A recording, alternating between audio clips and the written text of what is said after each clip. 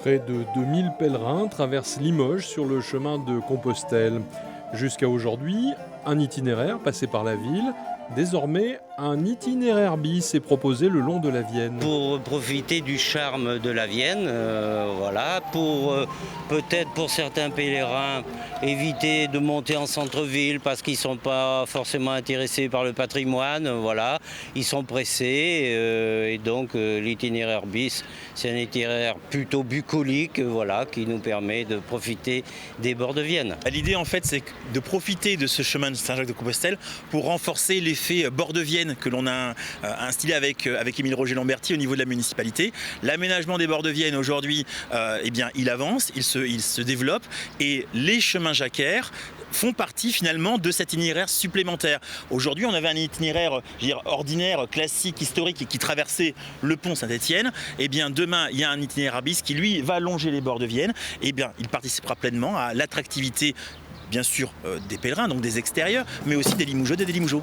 On estime, on a fait des statistiques sur Périgueux, où on estime qu'il y a 1500 à 2000 pèlerins qui, dans la saison, passent. L'itinéraire bis est marqué par des coquilles Saint-Jacques en céramique. Donc voilà les pièces finies.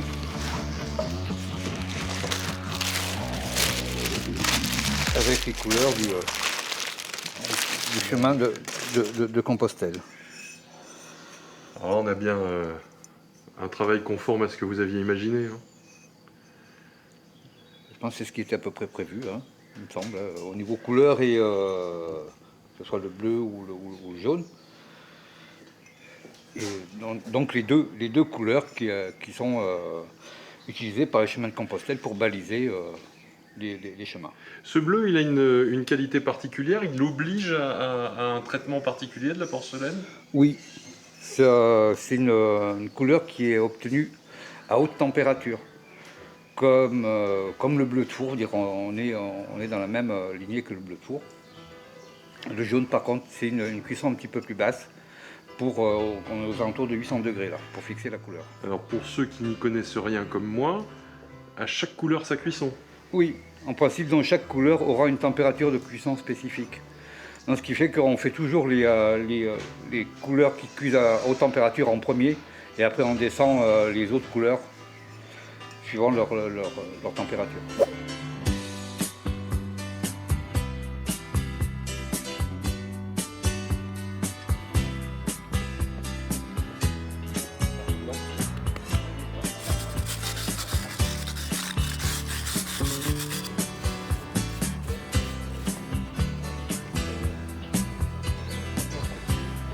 C'est comme ça. Donc elle sera là. Ah non, non. Mais si, c'est... Ah oui, c'est vrai que c'est par là. Dommage.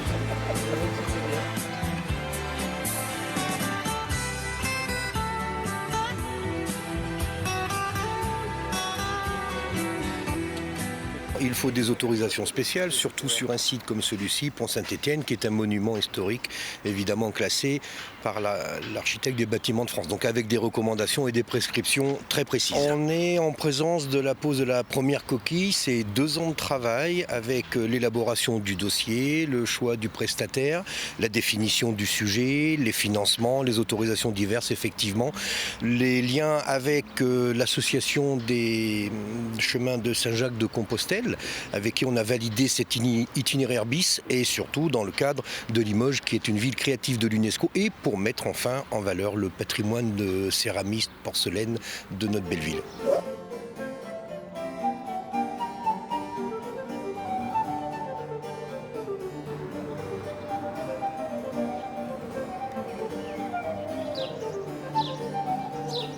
La promotion, on l'assure de par les manifestations qu'on peut être amené à faire durant l'année.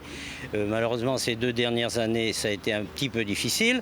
Et puis, les permanences que l'on tient à la fois à Limoges et à la fois à Périgueux, tous les vendredis après-midi. Et ici, la permanence se trouve à la pause donc Saint-Jacques, place de Compostelle.